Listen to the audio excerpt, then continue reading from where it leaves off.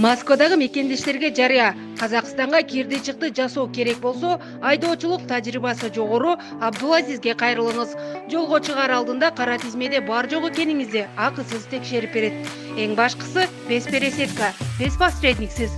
7 орундуу Альфард унаа менен Казакстанга алып барып келет. Күн сайын проспект Мирадан жолго чыгылат.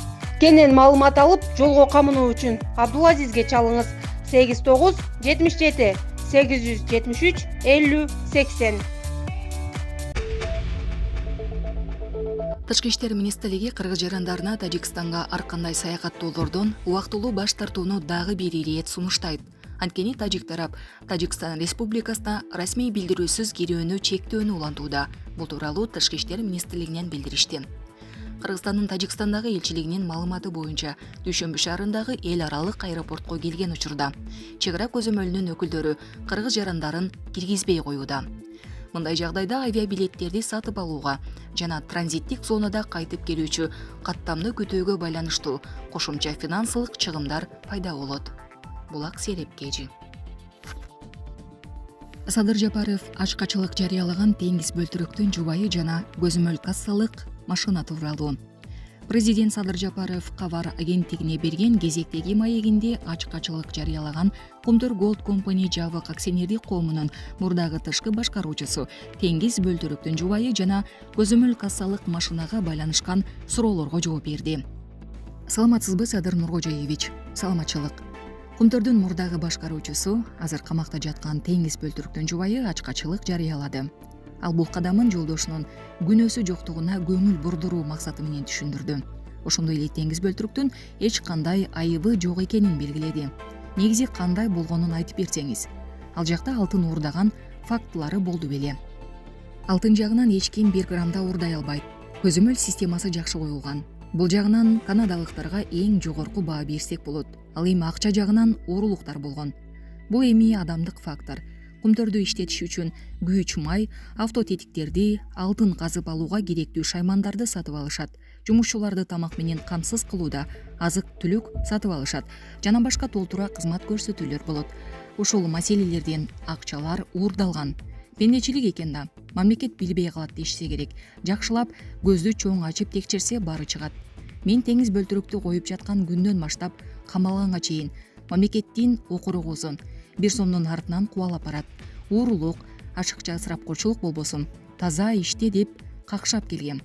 Тилекке каршы ушундай болду. Мен билгенден 10 чакты адам камакта. Азыр эми камалгандардын баары чыгымды ордуна коюп коюшсун. 1 топ сумма кайтарылды деп 1 апта мурда башкы прокурор айтып атты эле. Толук кайтарып коюшсун. Андан кийин укук коргоо менен сот органдары үй камагына чыгаруу маселесин карашса керек.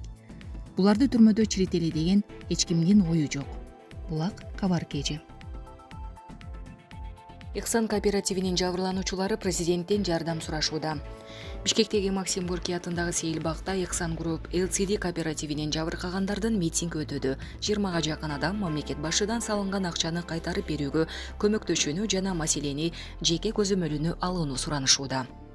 Эскерте кетсек, Ички иштер министрлигинин тергөө кызматы тарабынан Ихсан Групп ЛЦД коммерциялык эмес турак жай курулуш кооперативинин башкармалыгына жана уюштуруучуларына карата алдамчылык жана ишенип берилген мүлктү ыйгарып алуу же коркутуу беренелери боюнча кылмыш иштери козголуп, тергөө иштери жүрүп жатат.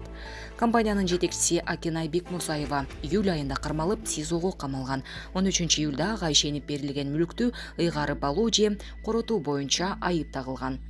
Жарандарга келтирилген жалпы материалдык чыгым 114 миллион 615 миң 793 сомду түздү.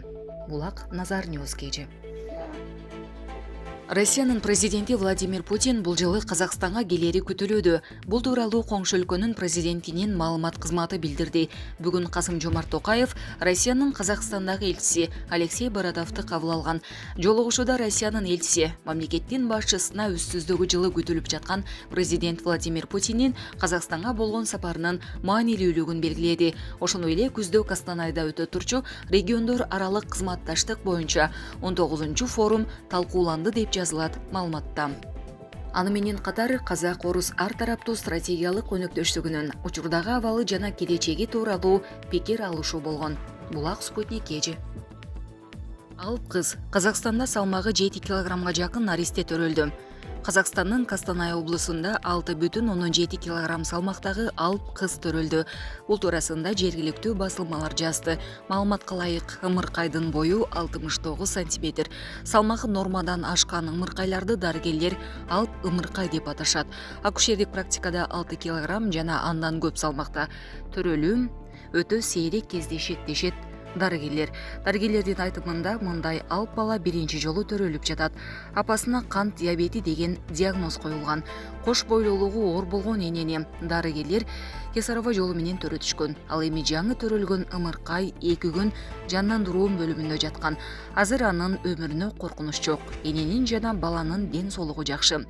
Ымыркайга аяруу деген ысым ыйгарылган. Айрым басылмалар анын апасы 24 жашта экенин, үй бүлөдөгү алгачкы наристе экенин жазышты. Ал эми кээ бир басылмалар анын үй бүлөдө 3-чү бала экендигин жазышты.